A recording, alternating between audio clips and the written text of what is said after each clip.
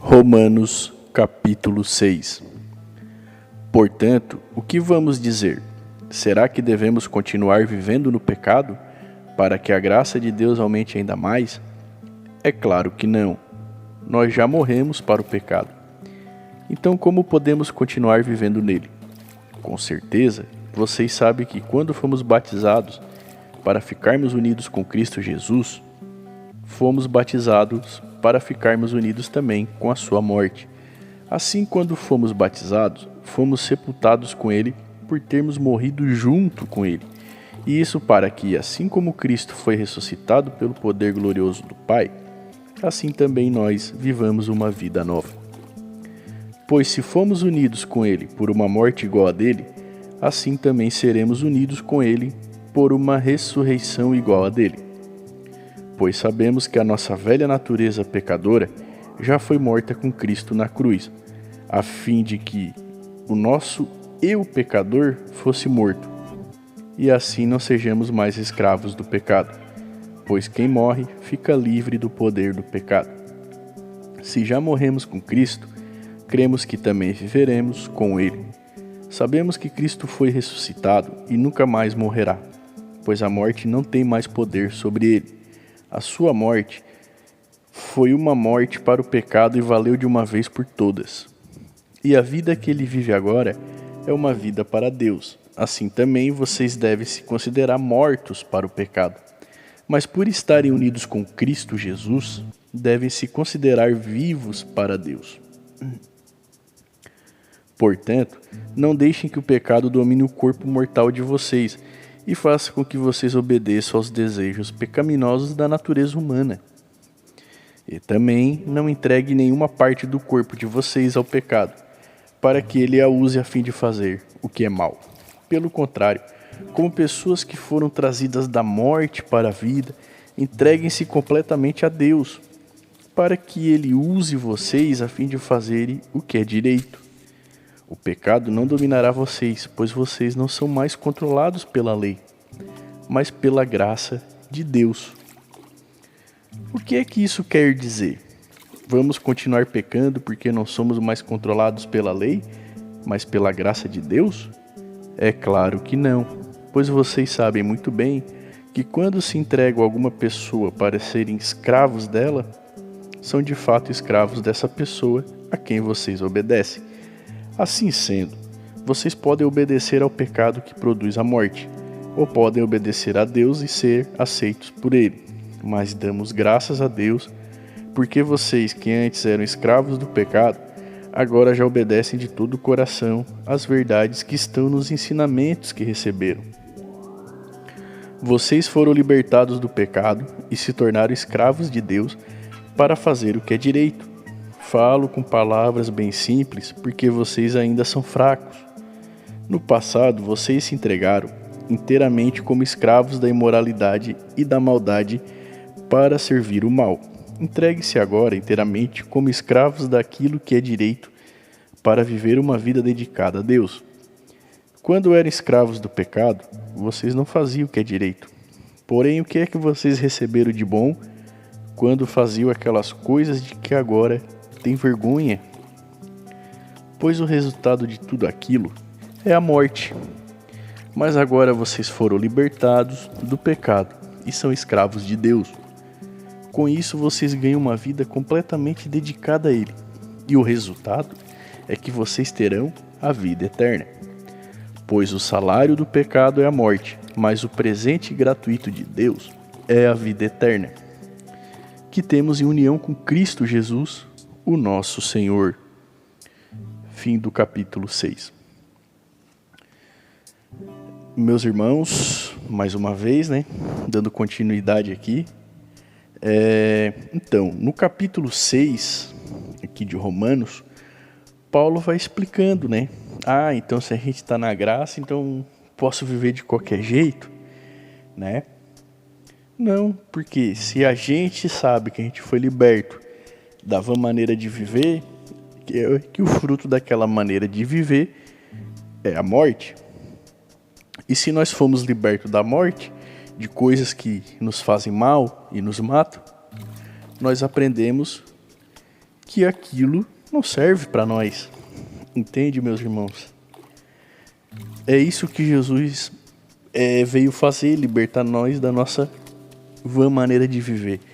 Esse é o inferno, esse é o pecado. As obras, mas eu não posso, mas isso é legal.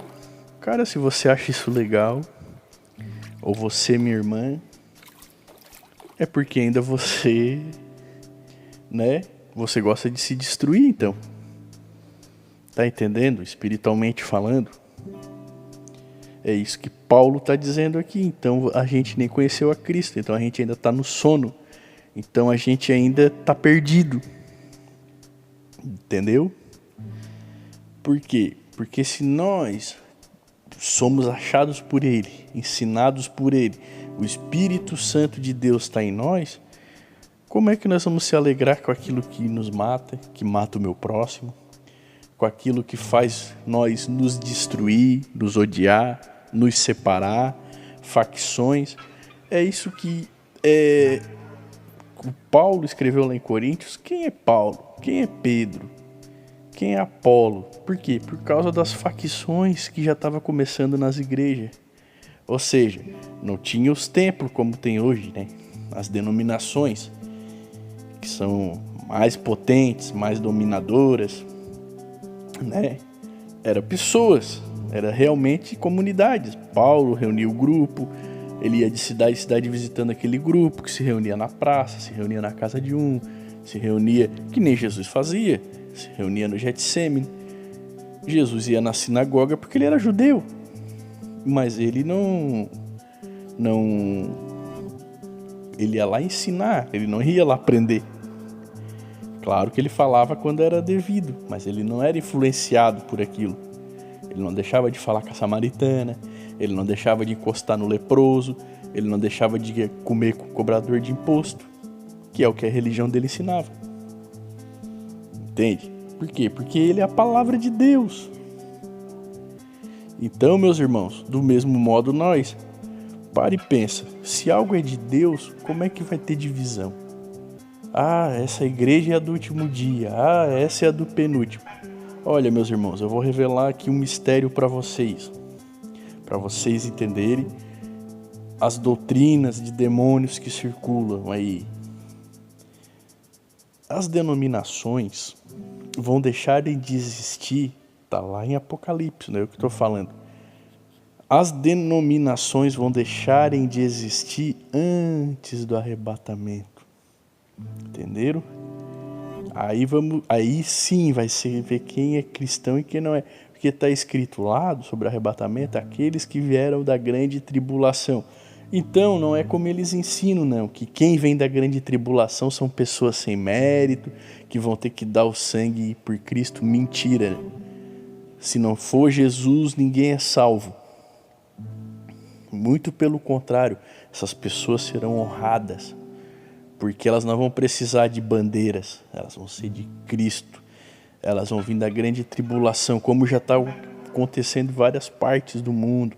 Você vai lá nos Islã, pessoas Islã, homens e mulheres que aceitaram Jesus e tiveram suas cabeças decapitadas. 2014, 2015, está aí, cristãos e tudo, foram levados numa praia, filmado, decapitaram eles. Pessoas que fogem para outros países e depois são achados, mulheres são mortas por professarem Cristo. Para eles é até na China, entende? Até alguns lugares na China ou no Japão, principalmente eu acho que no Japão, se você chegar para sua família lá e dizer que você é cristão, você é uma vergonha. Imagina, isso é um caminho estreito e apertado. Essas pessoas elas não vão em igreja porque naquele país não existe denominações. Elas se reúnem em casa, na rua, escondido, assim como os primeiros apóstolos. E vai chegar um tempo que vai ser isso tudo no mundo. E as doutrinas estão fazendo os irmãos dormirem na igreja. Por quê? Porque eles acham que eles não vão passar, eles vão ser arrebatados antes. Meus irmãos, cuidado. Cuidado com os falsos mestres, os falsos profetas. 2 Pedro, capítulo 2, se eu não me engano, ele já começa falando como existiu falsos profetas, falsos mestres, surgirão no meio de vocês e introduzirão doutrinas de demônios, que são mentiras. Então, meus irmãos, fiquem alerta, porque vai chegar um momento que não vai ter mais denominação e não vai ter nenhum arrebatamento antes disso.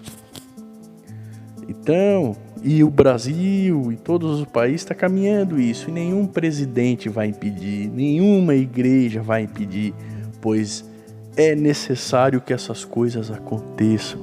Então eu sinto na obrigação de falar, como diz Jesus, aquele que tiver ouvidos, ouça. O seu papel aqui é no dia a dia. Você foi chamado, se você conhece a Jesus, não é porque você vai para o céu e quem não conhece, o índio, vai para o inferno. Não, Jesus morreu por todos. O seu papel principal é cuidar. Tá entendendo? É servir. Justamente esse. O que você julga. As prostitutas, os homossexuais, os vagabundos de rua. Tô falando aqui como ser humano. As crianças de rua, cheiradoras de cola. Vocês estão aqui para cuidar, nós estamos aqui para cuidar, nós somos servos do reino. A gente está aqui para cuidar dos que não podem prover para si. Tá entendendo, meus irmãos? Ai, ai, ai. Vocês têm que ouvir o mestre de vocês. O mestre de vocês é Jesus Cristo. Deus os abençoe no nome de Jesus.